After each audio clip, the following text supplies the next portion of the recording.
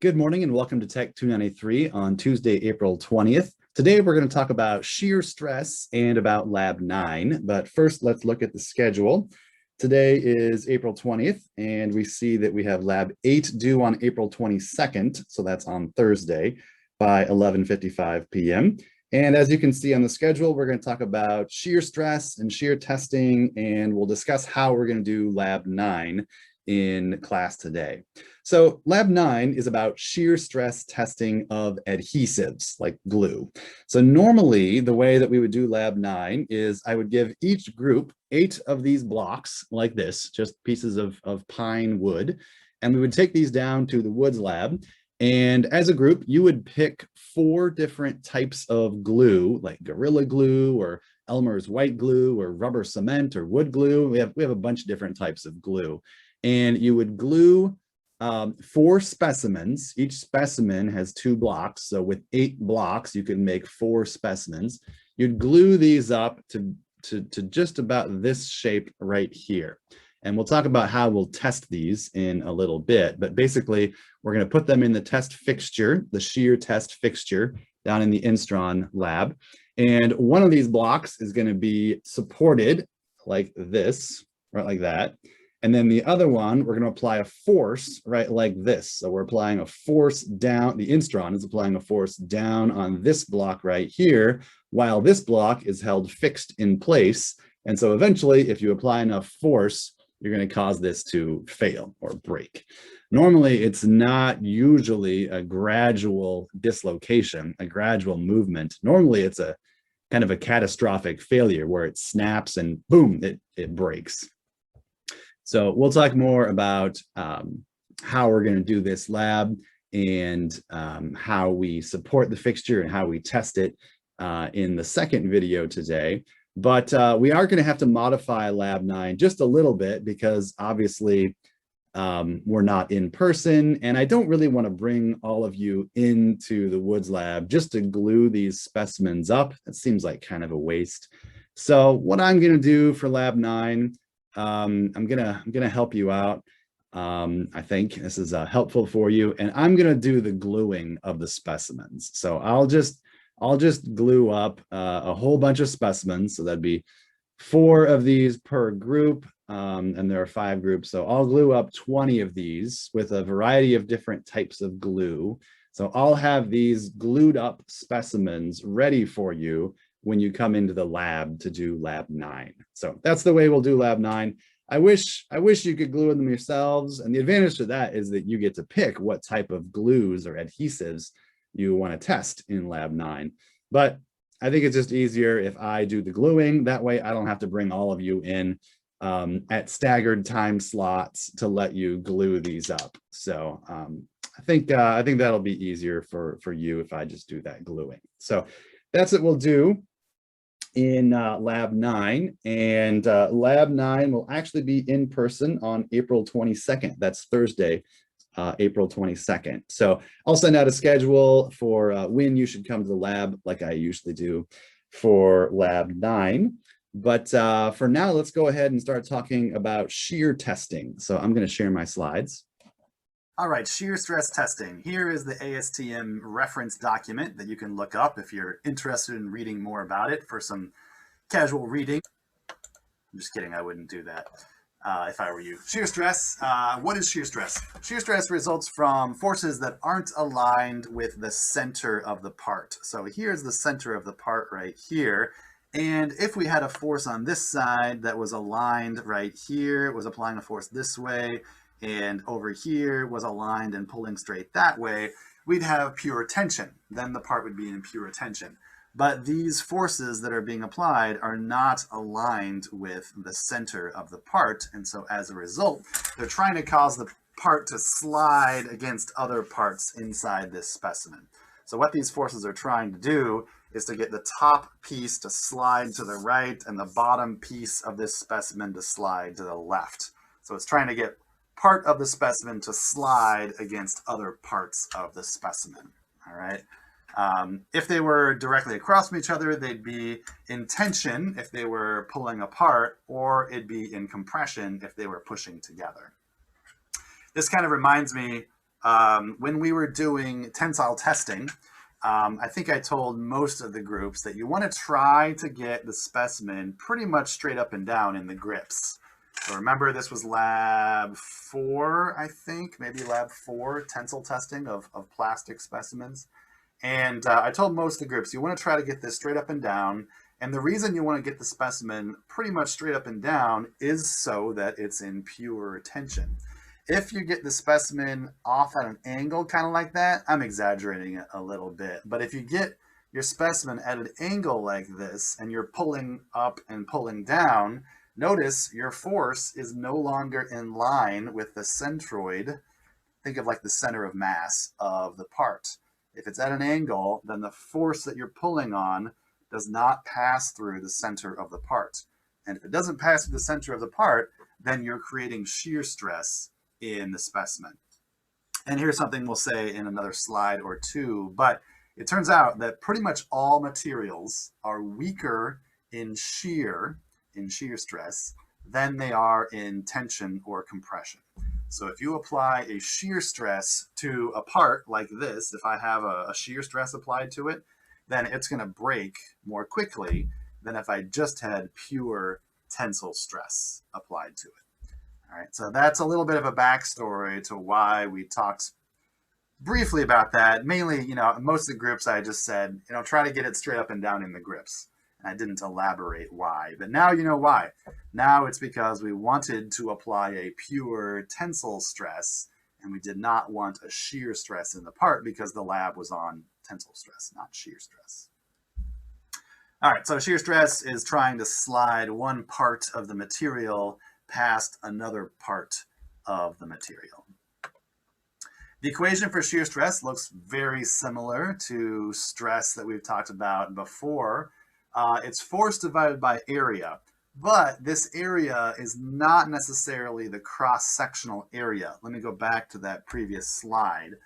The shear plane, which is the area across which the shear stress is acting, is this area right here.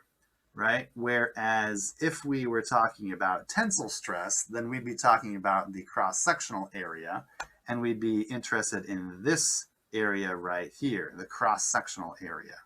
But now what we are using as the area is called the shear plane. It's the plane across which these parts are sliding, or we're trying to get them to slide across each other. And so the shear plane is the area of the part in this direction. Like take a cross-sectional of the part in this direction right now, like horizontally. You'll see more what I mean when I give you some examples, but it's not necessarily the cross-sectional area. Not always. It's not always the cross-sectional area of the part that you're using for this area. It's the shear plane that is parallel to the applied force that we're using for this area right here.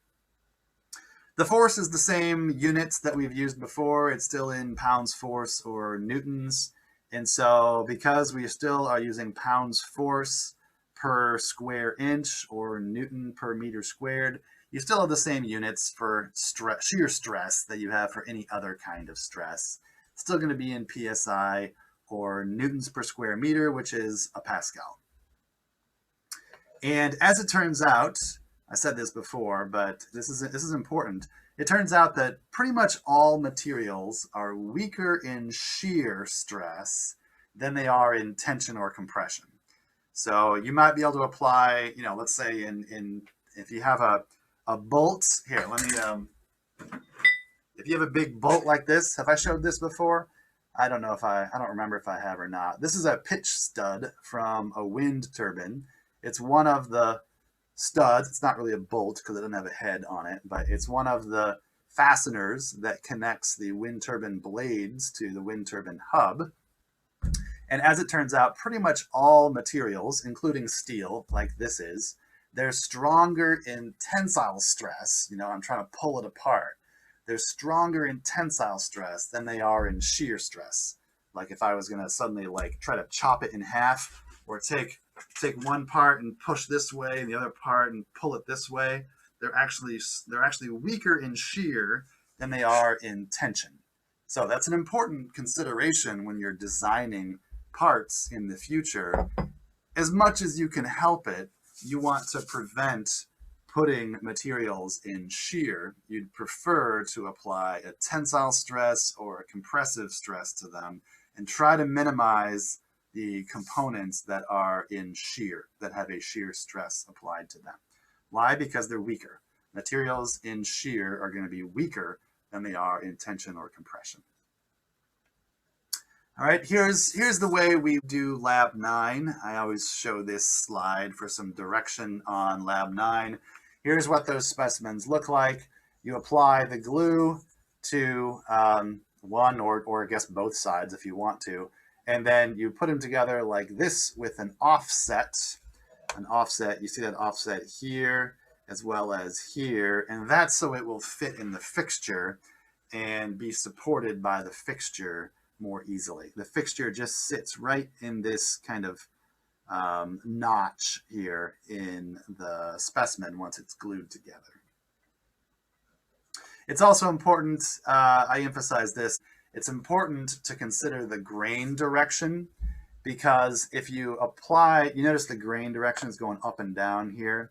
If we did the opposite and we had the grain going horizontal, then it's more likely that the part would just break across the grains of the wood. Whereas if we have them going up and down, then it's less likely to cause the wood itself to fail. What we're trying to test is the glue joint, not the wood itself. And then we situate this inside the test fixture and we hold this one constant, steady. We hold it, it's fixed. And then we apply a force. It looks kind of like a guillotine, you know, like something like a plate that comes down, and it comes down right on this surface right here while this is being held fixed. And the plate comes down and it applies a force to this surface, and we apply as much force as it takes to cause this thing to break. And we measure the amount of force that it takes to cause it to break. Here's the area of the glue joint. So in our shear stress equation, shear stress equals force divided by area. What you would do, this is a good example, what you would do is calculate the area of the glue joint. So that's this length right here, from here to here, times the width from here to here. So that would be the shear stress area, because that's the shear plane right here. Notice it's not the cross-sectional area. If we were talking about the cross-sectional area, that would be this dimension times this dimension. But that's not the shear plane. The shear plane is right here. So the shear area is this length from here to here times the width from here to here, because that's where the glue is that's trying to hold this together, and that's where we're applying the shear stress. All right, other applications of shear stress. Lots of times fasteners, bolts, screws, nails, rivets, pins, I don't know, lots of other types of fasteners. Any type of fastener that you can think of. Lots of times fasteners are in shear stress because they're holding things together. Like these could be two boards or two pieces of sheet metal, or anything that you can imagine. So we've got a bolt right here. It's trying to hold these two components together, and there's a force on this one going this way and a force on this component going this way. Same thing over here. This looks like it's probably a rivet. A rivet is not a threaded fastener, but it's something that's holding two pieces together. Rivets are used really commonly in the aerospace industry. They're quick and fast, and they're pretty strong. And they don't have a lot of mass to them either, so they're fairly lightweight. So this rivet is doing the same thing as this bolt is. It's holding these two components together while there's a force applied this way and a force applied this way on these two components. So what is the shear stress area for these components? If I was going to calculate the shear stress in this situation, what is the shear stress area? It turns out the shear stress area is this area of this rivet right here. All right, it's not here. You don't calculate this area because this is not even fixed together. There's nothing holding this together except the rivet. So the entire shear plane is this area of the rivet. And in this case, this shear plane area is actually the cross-sectional area of this rivet right here. Same thing over here with this bolt. The shear plane is this area right here of this bolt. So once again, in this case, the shear plane, which is the area for our shear stress calculation, is actually the cross-sectional area of this bolt. But every case is a little bit different. You have to think about what is the shear plane, where is the shear stress being applied in every different situation. All right, here's an important concept. Take a look at these two designs and tell me which one do you think is stronger. In the case on the left, we have a bolt. It's holding together two components, pieces of metal or something, and we're applying a force to the left and a force to the right. Okay. In the component drawing on the right, you've got the same bolt. So let's assume these bolts are identical. And in this case, we have two components here being pulled to the left. And importantly, we're going to assume that the sum of these forces is the same as this force. All right, so this force is the same as both of these combined. Okay, and then we've got this force, which is the same as this force. All right, so that all being explained, which one of these situations do you think would be able to withstand a larger force? Which one could I apply larger forces to, here, here, here, here, and have the connection be strong enough to withstand it? Which one could withstand the most force? The answer, if you think about it, think about the shear plane where we're applying the shear stress to both of these. All right, so start out here on the left. Where is the shear plane across which we're applying this shear stress? It's right here, right? So the shear plane, that's the area in the shear stress equation, is the cross-sectional area of this bolt right here. Now go over here. What is the shear plane? What is the area across which we're applying that shear stress? Well, it turns out there's actually two of them. There's actually one right here. We're applying shear stress right here. And we also have a shear plane right here. So there's actually two shear planes. And so if we're applying the same force here and here, and here and here, if I'm applying the same loading to each of these connections, then it turns out the stress in this one is going to be half as much, and that's because I'm dividing the shear stress among twice as much area. I've got twice as much shear plane area because it's here between these two components and it's here between these two components. So if this one has half as much stress applied to it for the same loading condition, that means you're going to be able to apply a lot more force in this connection before you get the same amount of stress that you have in this connection. And that means that this one is stronger, about twice as strong. You could apply approximately twice as much force to this connection as you could to this connection. And it's all about doubling the shear area. It's got double the area here and here instead of just here. We call this situation single shear because there's a single shear area. We call this double shear because there are two shear planes, two areas across which we're applying that shear stress. And because of that, the part on the right, it has twice as much area to distribute the same amount of force, and so therefore the part on the right would have less stress in it for the same loading condition, and therefore the design on the right is stronger. I could even, I could go farther than that. We could have triple shear or quadruple shear. I could just keep adding layers to this connection, and I would further add shear planes to this connection.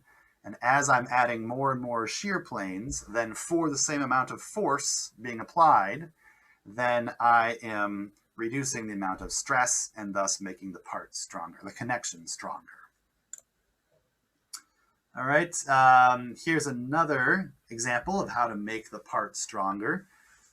Both of these are in double shear. You see that right here and right here, but now I have two bolts. So there's here and here. So now there are two bolts and they're both in double shear. So now I'm distributing that force over even more area. And as a result, the stress decreases even more. And that means that the connection is stronger. It can withstand a larger force before it gets to that maximum stress that it can withstand. Here's another example of shear stress that I find to be such a pain. This is so annoying to me. It drives me crazy sometimes. And the question is, when you go to Menards or Home Depot and you buy a bolt that's say 3 inches long or 2 or 4 inches long, something like that, what you will usually see is that there's thread on the bottom, say inch or so of the bolt, but then no thread up here. Unless you buy a special type of bolt that's called an all thread bolt, then you can have thread up here. But most of the time when you go to buy a bolt, you'll find that it only has thread on the bottom inch or so of the bolt. And that can be very frustrating. Let me tell you from experience, that can be very frustrating when you're, say, working on the deck in the backyard, or you're trying to work on your kid's playhouse or something like that. And say that you're trying to join these two pieces of wood together or something like that. And so let's say you got two 2x4s. So a 2x4 is about 1.5 inches thick. So you got these two 2x4s. So it's 1.5 inches and 1.5 inches. So you got to have maybe about 1/2 inch of thread on the other end. So you need to have a 3.5 inch bolt. But the problem is, maybe I don't have a 3.5 inch bolt in my garage. Maybe I have a 4 inch bolt in my garage. But a 4 inch bolt, even though it should work, right? It's only 1 inch longer than the two boards that you're trying to join together combined. So it should work, but it won't, because you only have about 1 inch of thread. And so as you're tightening them together, you're probably going to run out of thread. You're going to come up against the end of the thread before you've tightened your boards adequately together. So there's pretty much only one length of bolt that's going to work. You're going to have a 3.5 inch bolt, not a 3 inch bolt, not a 4 inch bolt, certainly not a 4.5 or 5 inch bolt. You have to have a very specific bolt to join these boards together. And then it gets even more complicated. Let's say I'm trying to join a 2x4, and then I've also got this piece of plywood that looks to be about 1/2 inch thick, as well as a board that looks to be about 1 inch thick, but I don't know. I need to get my ruler out and measure it. But the point is, you can't eyeball it. You can't go to Menards and be like, well, I think I need a bolt about that long. No, that's going to be a recipe for buying the bolt and then trying it out in the backyard and realizing that it's not going to work because there's not enough thread on it. So anyway, that's enough of my anecdotal experience, but let me tell you, this has been a recurring pain for me that there's not enough thread on these bolts. So why is that? Why isn't there as much thread on here? Well, if you look at this situation where there is more thread, where's the shear plane here? The shear plane is right here where these two pieces are joining together. And the thing is that if you have threads, threads are just notches, right? The threads are notches.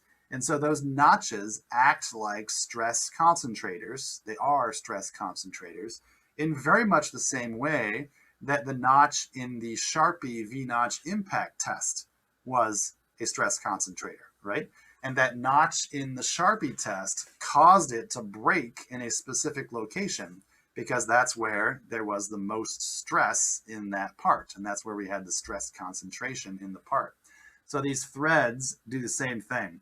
They're notches in the part, and they make the part weaker right here where it's most critical.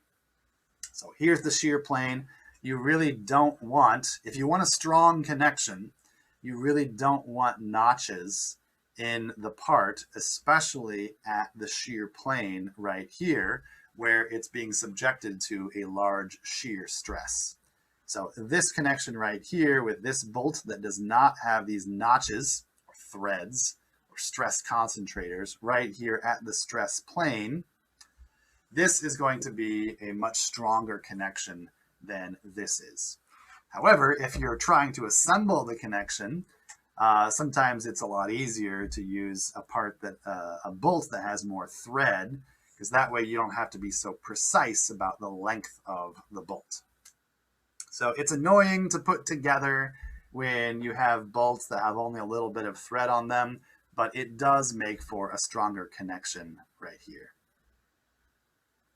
So that's why they make them like this. It's to avoid exposing the threads to shear stress, because the threads act like stress concentrators and make the part weaker, the connection weaker. All right, this is kind of moving to lab 9. So this is related to shear stress, but this is talking specifically about types of adhesive bonds. So when you have your specimens, if we did lab 9 with these, then what you would find after you tested this and you made the part break, I mean, it will break. When you apply 20,000 pounds of force to this, I don't care what kind of glue you have. You could have epoxy or the strongest glue you can imagine. And if you apply 20,000 pounds of force to this, it will break, I promise. So when it does break, the question is, what type of failure did you have? How did the shear stress cause failure in the adhesive bond in these parts? And there are 3 different types of failures that you can have for shear stress in an adhesive bond. The first kind is called cohesive failure. Yeah, it doesn't matter what order we talk about these in. So let's talk about cohesive failure because it's listed first. So cohesive failure is a failure of the adhesive or the glue itself. The glue has failed under shear stress. How do you know? Looking at a specimen that has failed, how do you know that it has failed via cohesive failure? You know because there's glue on both sides. And normally by looking at it and feeling the texture, or even just by looking at it, you can see, oh yeah, there's a thin layer of glue up here on this piece, and there's a thin layer of glue on this piece down here. So you look at both pieces and you can feel the texture if you need to, and you can say, yep, there's a thin layer of glue on both of these pieces after it failed. Therefore, I know it was the glue itself, the glue bonding to the glue that failed. All right? It wasn't the bond. Let me make a distinction here. A cohesive failure means that the glue bonding to the wood did not fail. It was the glue bonding to the glue itself. This bond right here between this glue and this glue right here, that's what failed. All right, that's cohesive failure. Adhesive failure is where the bond between the glue and the wood failed, or we call it a substrate because it's not necessarily going to be wood in all cases. The substrate is whatever you're trying to glue together. All right, so when you have an adhesive failure, that's a failure of the bond between the glue or adhesive right here and the substrate or wood right here. So if you were looking at these parts, how would you know that it had an adhesive failure? You'd look at these specimens after it broke and you'd say, all right, well, I see glue on this side, but this side looks totally clean and there's no glue residue at all over here. So that would tell you that all the glue pulled off on this piece, and that tells you that there was a failure of the bond between the glue and the substrate, wood, on this side right here. So that's an adhesive failure. The other the third common type of failure is called a substrate failure. And this is actually what you want. This actually tells you that the glue and the bond, they were strong. So what actually happened in a substrate failure is the substrate material itself failed. So the only way you get this is if the glue and the bonds between the glue and the substrate are stronger than the material that you're gluing together itself, stronger than the wood itself. And this can happen. This is not that uncommon, especially with some of today's really good glues.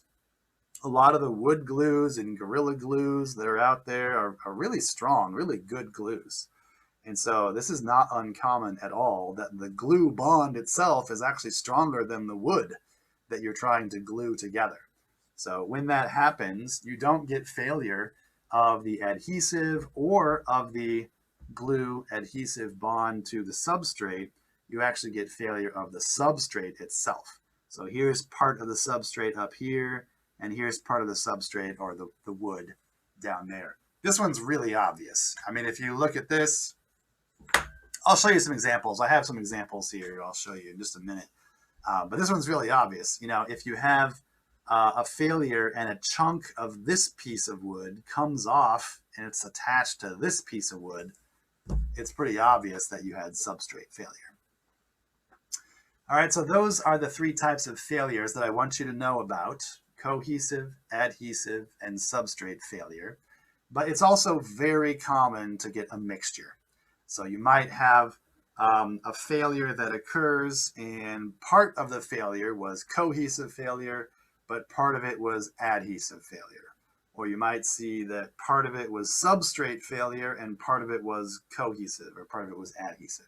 The point is, you can get a mixture of different failure modes on the same specimen, just in different locations on the same specimen. And I'll show you some examples of that in just a minute.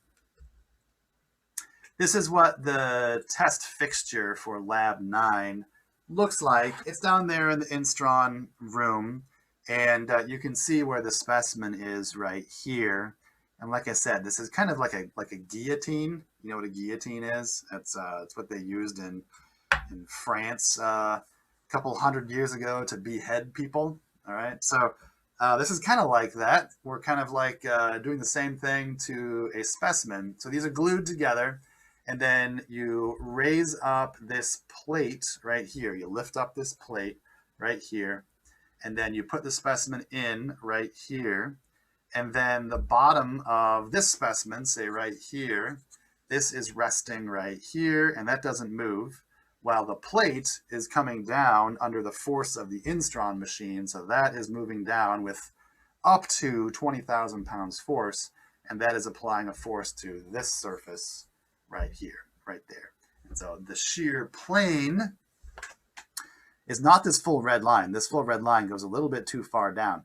The shear plane is from here up to here. So you do the area that has glue on it, basically, that's holding the parts together. I want to show you a few examples of these different types of failure. I hope you can see these reasonably well. I'll try to rotate them around so you can kind of see. A lot of these have more than one type of failure mode on them. So with this one is definitely pretty obvious. That's a pretty good angle right there. There's definitely some substrate failure right here. So you can see this section right here. This is a piece of this board that came off with this board. And right here, similarly, you can see a piece of this board that came off with this part right here. So there's definitely some substrate failure that occurred in this specimen. But that's not all. The substrate failure is right here and right here. But there's also right here, this region here and here. If I look at it and if I feel it, it's very rough on both sides, and I can actually feel the texture of the glue right here. So I can feel that there is glue on both sides, here and here. And if that's true, then we definitely have some cohesive failure because the glue itself failed when it was holding these two. So I would say that the failure mode here was a combination of substrate failure and cohesive failure of the glue. Next one here, what do we got? Well, we've clearly got some substrate failure. That's probably the best angle to look at it. Definitely have some substrate failure because some of this board came off on this board. Is there anything else? No, that's most of it. This is mostly just a substrate failure. Yeah, vast majority of that is a substrate failure. How about this one? Oh, this one is kind of interesting. So we definitely have some substrate failure. I mean, you can see this over there. That's part of this board that came off attached to that board.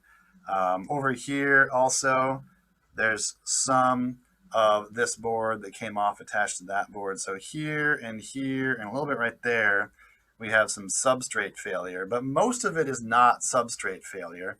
Most of this, if I'm holding it like that, most of this is not substrate failure. And I'm looking right here. I don't know if you can see very well, probably not, but I can pretty clearly see a section of glue right here.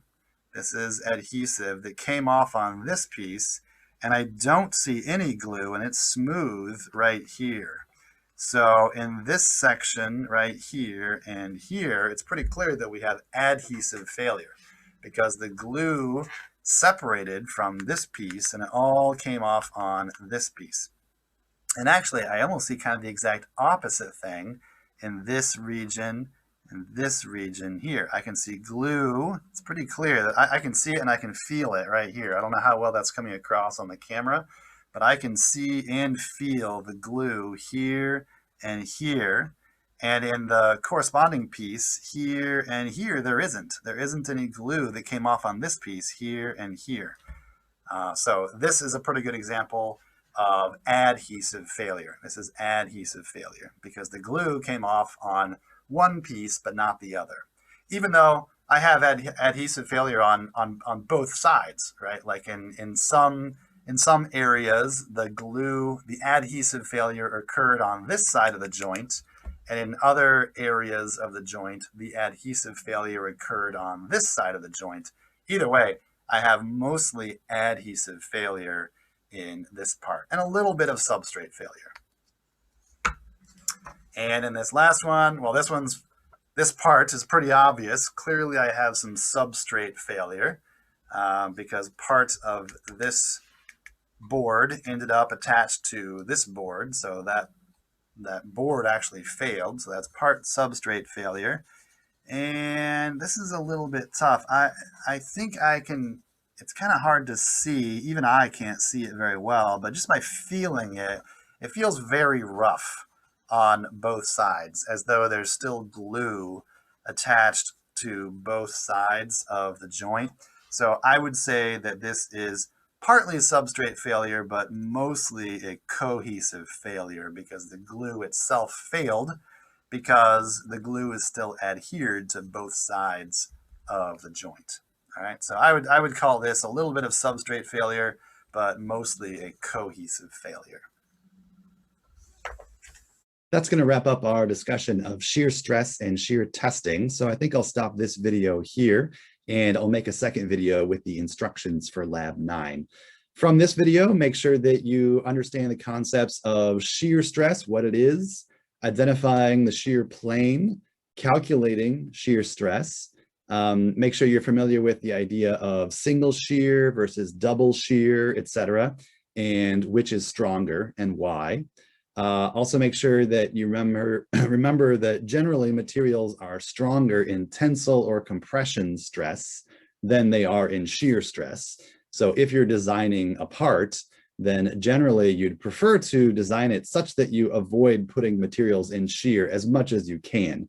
It's unavoidable sometimes, but as much as possible, put materials in tension or in compression instead of shear as best you can when you're designing parts. Also make sure that you're familiar with the terms of cohesive failure, adhesive failure, and substrate failure, and how to identify them by looking at some specimens that have failed. So that's going to wrap things up for this video. I'm going to make a second video with the instructions for Lab 9, so I'll see you in the next video.